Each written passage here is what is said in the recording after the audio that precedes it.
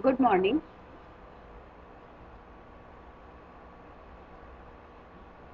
हम लोग की कंटेंट में वीडियो लेक्चर के द्वारा अपने अध्ययन को जारी रखने का प्रयास कर रहे हैं। इसी श्रृंखला में आज हम पढ़ेंगे संवैधानिक ढांचा यानी कि लेजिस्लेचर क्या है। लेजिस्लेचर के बारे में कि सरकार के 3 अंग होते हैं, कार्यपालिका, व्यवस्थापिका और न्यायपालिका। तो व्यवस्थापिका इसका प्रथम अंग या शासन का मुख्य अंग कहा जा सकता है। हम सभी जानते हैं कि कोई भी प्रारंभ में कार्य विभाजन सरकार के अंगों का नहीं किया गया था, लेकिन जैसे जैसे राजनीति विज्ञान समृद्ध होता गया तो इसमें राज्य और सरकार को अलग कर दिया गया और सरकार को के कार्य विभाजन के लिए, कार्य विशिष्टीकरण के लिए व्यवस्थापिका, कार्यपालिका और न्यायपालिका में बांटा गया। विधायिका कानून को निर्माण करती है, कार्यपालिका उन्हें लागू करने का कार्य करती है तथा न्यायपालिका संविधान में सरकार के द्वारा जो कानून बनाए जाते हैं और जो लागू किए जाते हैं उन कानूनों की मर्यादा बनाए रखने का कार्य करती है। वास्तव में विधायिका और कार्यपालिका के कार्यों को बांटना बहुत मुश्किल है, क्योंकि लोक कल्याणकारी राज्य में हम सभी जानते हैं कि विधायिका वित्तीय और प्रशासनिक कार्य भी करने लगी है और कार्यपालिका भी कानून निर्माण में विधायिका को सहयोग देने लगी है। ऐसी परिस्थितियों में ये आवश्यक हो गया है कि जनता की भावनाओं को व्यक्त करने और उनकी इच्छानुसार शासन चलाने के लिए ये आवश्यक है कि जो जनता द्वारा निर्वाचित प्रतिनिधि हैं और कार्यपालिका द्वारा जो नीति निर्धारण किया जाता है उनमें सामंजस्य स्थापित हो।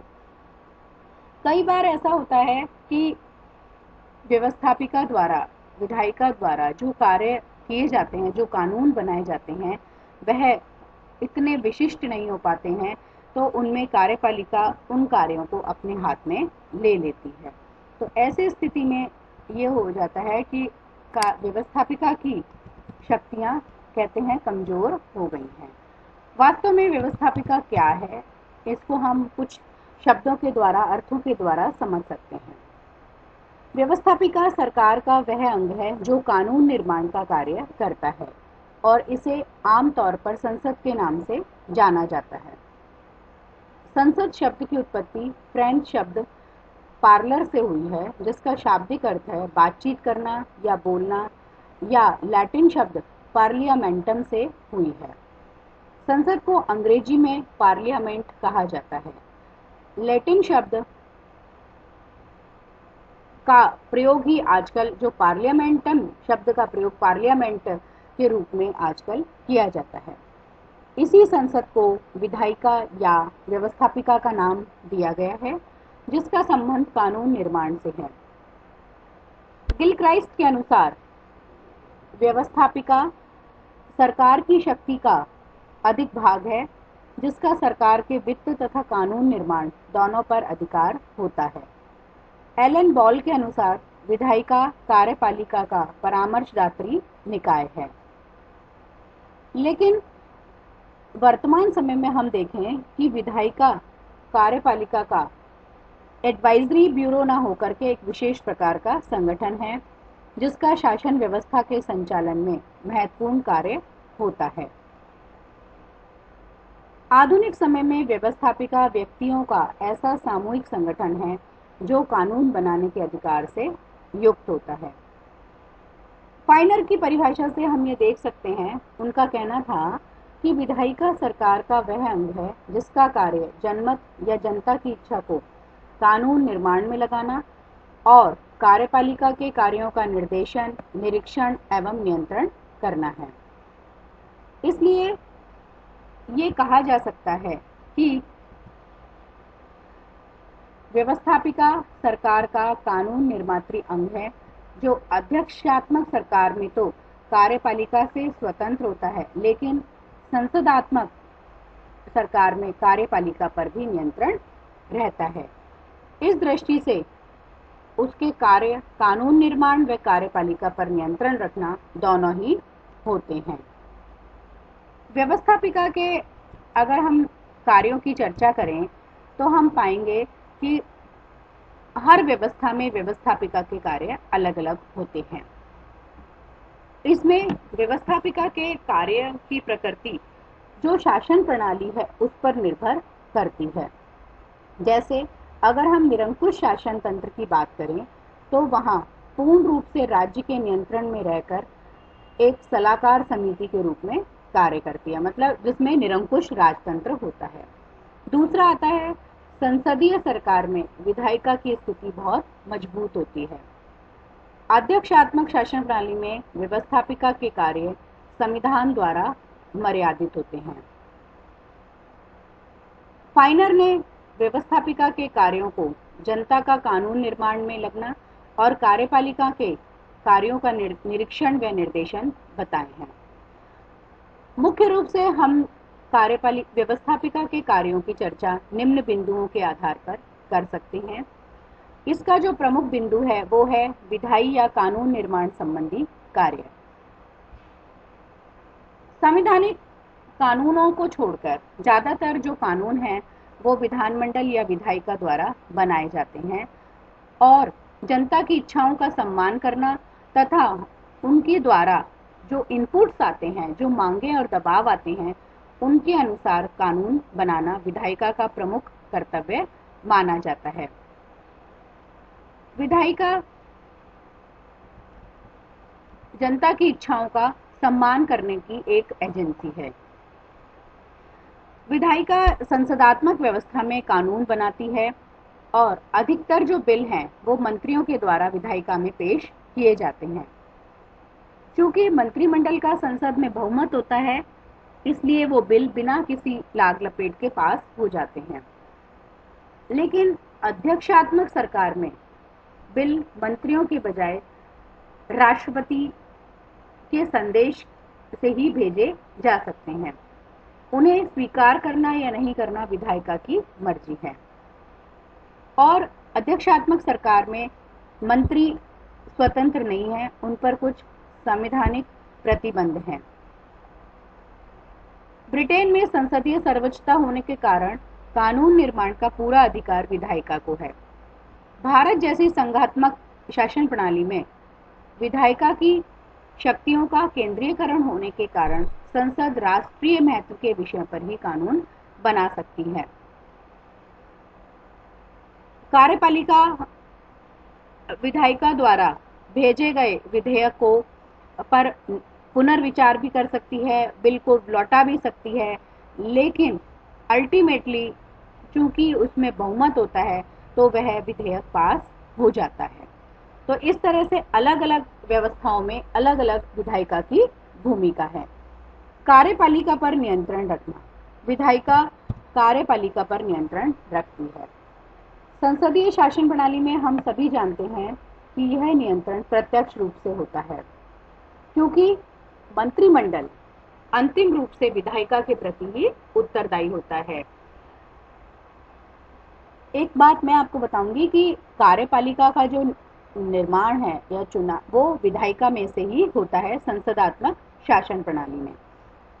तो संसदीय शासन प्रणाली में विधायिका द्वारा नियंत्रण के जैसे अनेक साधन हैं। जैसे हम चर्चा कर सकते हैं, अविश्वास प्रस्ताव है, निंदा प्रस्ताव है, प्रश्न पूछना है, ध्यानाकर्षण प्रस्ताव है, कटौती प्रस्ताव है। तो इन सब आदि का प्रयोग वो नियंत्रण के रूप में कर सकती है। इसमें व्यवस्थापिका वित्तीय बिलों को अस्वीकार करके कार्यपालिका द्वारा प्रस्तुत नीति या प्रस्ताव को भी अस्वीकार करके नियंत्रण रख सकती है। चूंकि इंग्लैंड और भारत में अध्यक्ष संसदात्मक व्यवस्था है, इसलिए वहां पर ये सारे नियंत्रण लागू होते हैं। जबकि अध्यक्षात्मक शासन प्रणाली में शक्ति पृथक्करण का सिद्धांत होने के कारण विधायिका तथा कार्यपालिका पर प्रत्यक्ष नियंत्रण का पाना संभव नहीं है। तो इसमें भी क्या होता है कि राष्ट्रपति द्वारा की गई नियुक्तियों या संधियों का अनुमोदन करना व्यवस्थापिका का कार्य होता है और वह इस व्यवस्था के द्वारा कार्यपालिका पर नियंत्रण रख सकती है। इस तरह से हम ये मानते हैं कि भारत और इंग्लैंड में कार्यपालिका का नियंत्रण व्यवस्थापिका द्वारा कार्यपालिका पर ज्यादा नियंत्रण है बजाय अध्यक्षात्मक व्यवस्था के। न्यायिक कार्यों के संबंध में कि न्यायपालिका का कार्य है, लेकिन इंग्लैंड में हाउस ऑफ लॉर्ड्स जो संसद का ऊपरी सदन है, ये अपील का सर्वोच्च न्यायालय है। इसी तरह अमेरिका में राष्ट्रपति के खिलाफ अगर महाभियोग आता है तो उसका अंतिम निर्णय देने के लिए सीनेट ही न्यायालय के रूप में, सीनेट जो कि उच्च सदन है अमेरिका में, वो न्यायालय के रूप में कार्य करती है। इसी तरह से भारत में राष्ट्रपति पर अगर महाभियोग की सुनवाई की व्यवस्था करनी होती है तो वह राज्यसभा यानी कि अपर चैम्बर, ऊपरी सदन द्वारा की जाती है। लेकिन हम सभी जानते हैं कि भारत तथा अमेरिका में आज तक किसी भी राष्ट्रपति को महाभियोग का परिणाम नहीं भुगतना पड़ा है।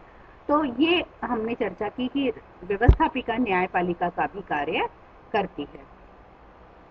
वित्तीय कार्य में आ जाता है कि राष्ट्र के वित्त को सही ढंग से खर्च करने के लिए व्यवस्थापिका ही उत्तरदायी होती है। क्यों? क्योंकि कोई भी जो धन होता है वो राजनीतिक व्यवस्था और समाज का आधार होता है, और यदि जनता के पैसों का अगर दुरुपयोग किया गया तो त्राही त्राही मच जाएगी और अव्यवस्था फैल जाएगी, अराजकता फैल जाएगी। तो इसीलिए क्या होता है कि व्यवस्थापिका द्वारा जो बिल भेजे जाते हैं वो हमेशा निचले सदन में ही पेश किए जाते हैं और वह 14 दिन के अंदर इन बिलों को वापस भेज सकता है। राष्ट्रपति का ये कर्तव्य बनता है कि वह इन बिलों को पास कर दे। इसी तरह से कि जो वित्तीय कार्य होते हैं वो व्यवस्थापिकाएं कहीं ना कहीं उन वित्तीय कार्यों के लिए जिम्मेदार होती हैं। संविधान में संशोधन संबंधी कार्य, व्यवस्थापिका को संविधान में संशोधन का अधिकार प्राप्त होता है। अब ये कुछ देशों में साधारण बहुमत से, कुछ में 2/3 बहुमत से, कुछ में 2/3 बहुमत या आधे से अधिक राज्यों की स्वीकृति से ये संशोधन का कार्य किया जाता है। निर्वाचन संबंधी कार्य की जो राष्ट्रपति का चुनाव भी दोनों सदनों के चुने हुए सदस्य तथा प्रांतीय विधानसभाओं के सदस्यों द्वारा किया जाता है। इस तरह से ये एक विमर्शकारी कार्य के रूप में भी विधायिका कार्य करती है कि देश को, राष्ट्र को अच्छे से चलाने के लिए जरूरी है कि विधायिका द्वारा सही ढंग से व्यवस्था, चाहे वो वित्त संबंधी हो, चाहे वो परामर्शदात्री संबंधी हो, सभी में अपना सहयोग करे। लेकिन आज विधायिका की स्थिति थोड़ी सिकुड़ गई है। क्यों सिकुड़ गई है? क्योंकि कार्यपालिका में जो विशिष्टीकरण का जो एक सिद्धांत जन्म लेने लगा है, उसके द्वारा व्यवस्थापिका की शक्तियां कम हो गई हैं। क्योंकि हर जगह कुछ ना कुछ स्पेशल, और फिर जो समितियों द्वारा जो निर्णय लिए जाते हैं, तो इन सब चीजों में व्यवस्थापिका की स्थिति कमजोर हो गई है। लेकिन चूंकि एक अंग है और जिसकी महत्व कम नहीं हुआ है, तानाशाही व्यवस्थाओं को रोकने के लिए और लोक कल्याणकारी राज्य की स्थापना के लिए व्यवस्थापिका आज भी अपनी भूमिका बरकरार करे हुए है। Thank you so much.